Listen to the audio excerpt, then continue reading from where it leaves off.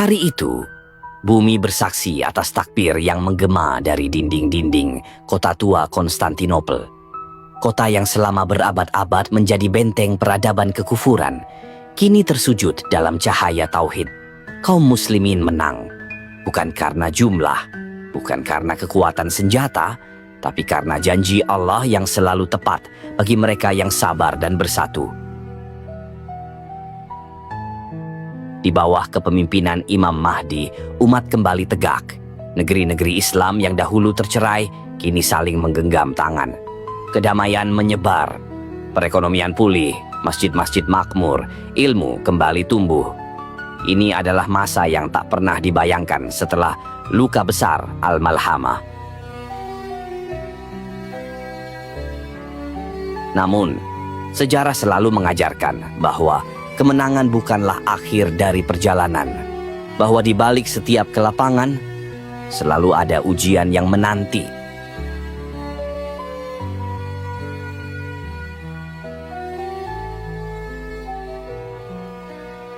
Tahun-tahun berlalu sejak hari kemenangan itu, dan langit mulai berubah. Tahun pertama, hujan hanya turun sepertiga dari biasanya. Sungai-sungai menyusut, ladang mulai retak, tapi umat tetap bersabar. Tahun kedua, langit hanya mengizinkan 2/3 dari air yang dulu menghidupkan bumi. Tanaman tak tumbuh sempurna, hasil panen menyusut. Harga melonjak, mulut-mulut mulai kelaparan. Dan ketika tahun ketiga tiba, langit benar-benar diam. Tak setetes pun turun. Tanah berubah menjadi abu. Hewan-hewan mati. Anak-anak menangis dalam pelukan yang tak lagi bisa memberi. Bukan hanya tubuh yang diuji, tapi iman. Masjid-masjid yang dahulu penuh, kini sunyi. Doa-doa yang dahulu menggetarkan malam, mulai hilang di antara keluhan dan keputusasaan.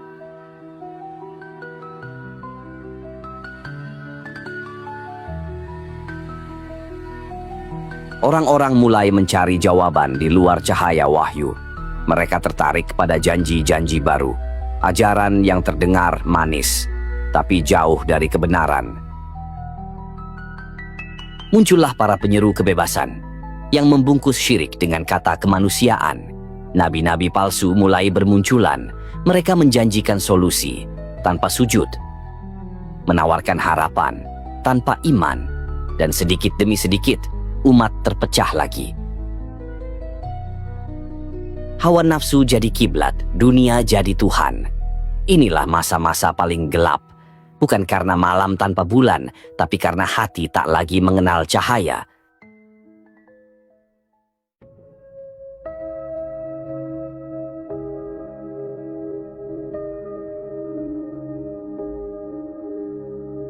Ketika manusia merasa tak sanggup lagi menanggung lapar, ketika doa tak lagi menembus langit yang membisu, maka mulailah fitnah itu berhembus. Muncul suara-suara yang tak lagi hanya menyesatkan, tapi juga menggerakkan massa, menciptakan kekacauan. Sistem dunia mulai retak, kekuasaan global berubah wajah. Sebuah tatanan baru dibangun atas nama stabilitas, tapi di baliknya tersembunyi tirani. Lalu, sebuah berita mengejutkan menyebar ke seluruh dunia. Sosok misterius muncul dari arah Khurasan. Dari reruntuhan kota dan lembah tandus, dengan kekuatan dan pengaruh yang tak bisa dijelaskan. Dialah Al-Masih Ad-Dajjal, pendusta terbesar sepanjang zaman.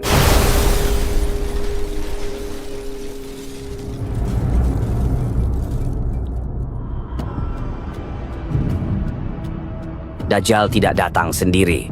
Dari balik gurun tandus di antara Syam dan Irak, muncul bersama 70.000 pasukan. Pengikut setianya dari Isfahan, kaum Yahudi dari negeri timur. Mereka mengenakan jubah panjang, penuh keyakinan, barisan yang teratur dan disiplin. Wajah-wajah yang memancarkan semangat fitnah membara, bukan sekadar pengikut, tapi pasukan elit pembawa kehancuran.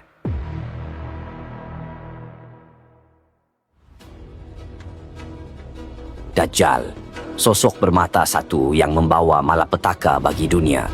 Dengan tipu daya yang memikat, ia mengaku sebagai Tuhan, membawa dirinya sebagai penyelamat ilahi yang dinantikan manusia, mengundang kekaguman sekaligus kebingungan, menyesatkan hati yang lemah dan membutakan mata jiwa.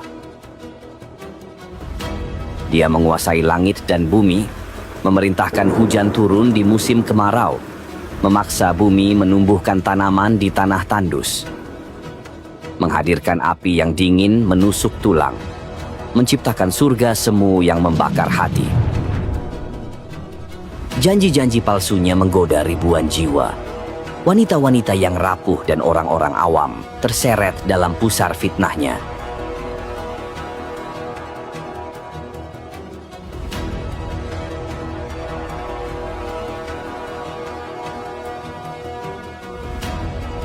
Dengan kekuatan gaibnya, ia memutarbalikkan realita, menghancurkan logika dan iman dengan keajaiban yang menipu indera,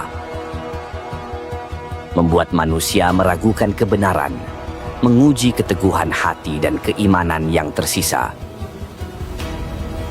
Dajjal bukan hanya sosok gaib, ia adalah pemimpin sebuah sistem besar, pasukan manusia nyata dengan kekuatan politik dan militer, mengancam ketenangan dunia dengan gelombang fitnah tak berujung.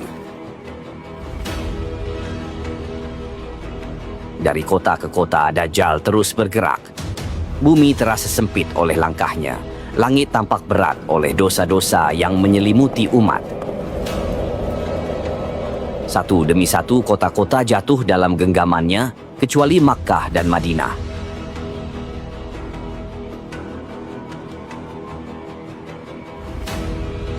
Ia terus bergerak menuju jantung umat Islam, tanah suci Madinah, kota Rasulullah. Namun kota ini tidak seperti yang lain. Ia dijaga oleh langit. Di setiap gerbangnya berdiri para malaikat menjaga agar sang pendusta agung tak dapat melangkah masuk. Langkah Dajjal terhenti di luar batas kota dan bumi diperintah untuk berbicara. Terdengarlah gempa besar mengguncang Madinah.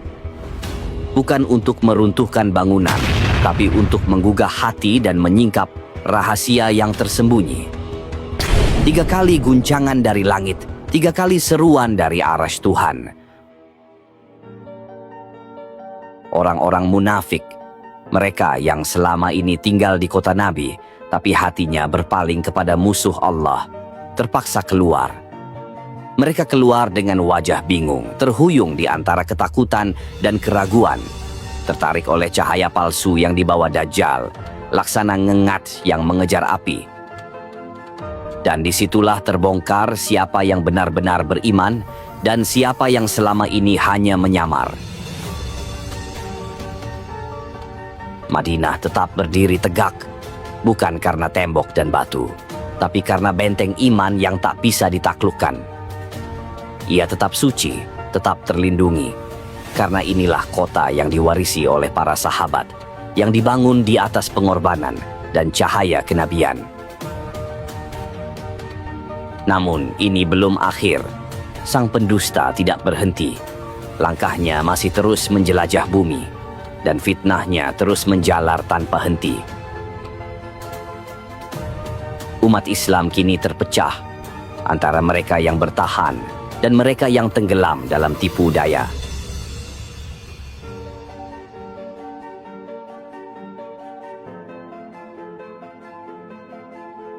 Setelah gempa mengguncang Madinah dan para munafik berhamburan keluar, Dajjal masih berdiri di perkemahannya, menanti dengan kesombongan dan fitnah yang membara. Dan dari kota yang terguncang itu, muncullah seorang pemuda. Bukan nabi, bukan jenderal, tapi hatinya bercahaya oleh iman yang kokoh. Ia mendatangi kemah Dajjal, berdiri sendirian di hadapan fitnah terbesar umat manusia. Dajjal menatapnya dan berkata, "Apakah engkau percaya bahwa aku adalah Tuhanmu?" Pemuda itu menjawab, "Engkau bukan Tuhanku."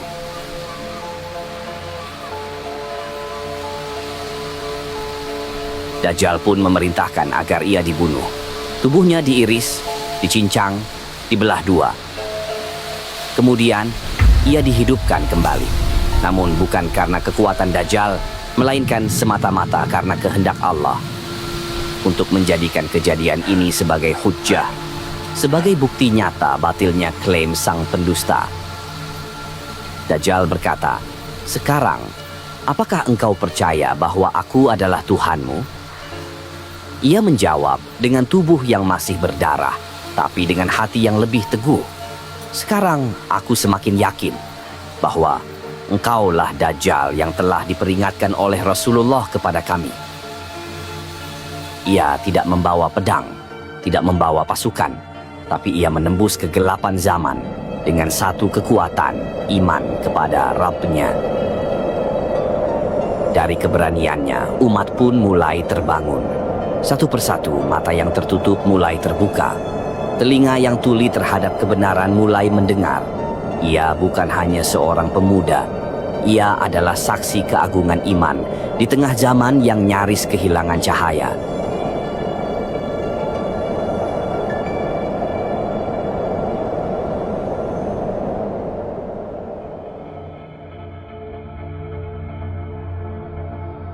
Dajjal pun bergejolak. Ia tidak mundur, tapi ia mempercepat langkahnya. Menuju setiap negeri, melewati setiap kota, menaklukkan manusia dengan tipu daya yang tak pernah dikenal sebelumnya. Ia berjalan secepat hujan, tertiup angin, seperti awan yang terbang di atas padang. Tidak ada tempat yang tidak disinggahinya. Bumi menjadi panggung ilusi, dan manusia menjadi penonton kebingungan yang tak tahu bahwa mereka sedang diperdaya. Di banyak negeri, orang-orang beriman diburu dan dikucilkan. Yang mengikuti Dajjal hidup dalam kenyamanan palsu. Yang menolak, hidup dalam penderitaan. Wanita-wanita bodoh, kaum awam yang tak berilmu, menjadi barisan terdepan pengikutnya. Mereka menyangka dia penyelamat, padahal dialah penghancur sejati.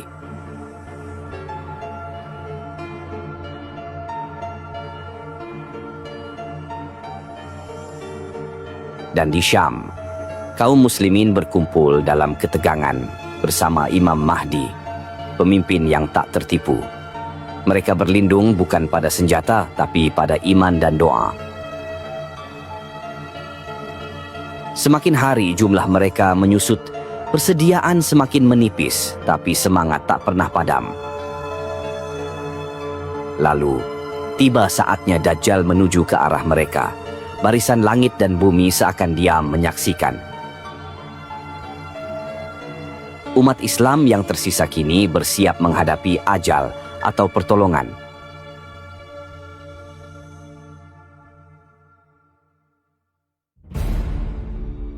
Langit gelap, udara berat seperti menahan nafas bumi. Di dataran Syam, pasukan Muslim yang tersisa menggenggam harapan di ujung penghabisan. Mereka tak lagi punya keunggulan fisik, yang tersisa hanyalah kekuatan doa dan janji Tuhan. Dari kejauhan, debu dan asap mulai menampakkan siluet hitam. Itu dia, Dajjal dan pasukannya mendekat. Langkahnya mengguncang bumi. Umat manusia menatap langit, seakan menunggu pertolongan yang dijanjikan. Dan ketika Dajjal hendak menghantam barisan terakhir umat Islam, ketika semua mata nyaris tertutup oleh keputusasaan, tiba-tiba langit terbelah. Cahaya putih menyemburat dari arah timur. Menara putih di Damaskus menjadi saksi. Seorang lelaki turun dari langit. Tangannya bertumpu pada sayap dua malaikat. Rambutnya meneteskan air. Wajahnya bersinar seperti fajar yang membelah kegelapan. Itulah dia, Isa bin Maryam. Turun kembali ke dunia.